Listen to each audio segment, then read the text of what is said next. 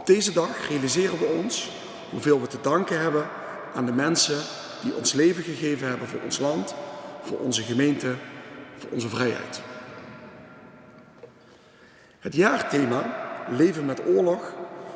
Met het jaarthema Leven met Oorlog vraagt het Nationaal Comité 4 en 5 mei aandacht voor de impact van oorlog op individuen, families en de samenleving.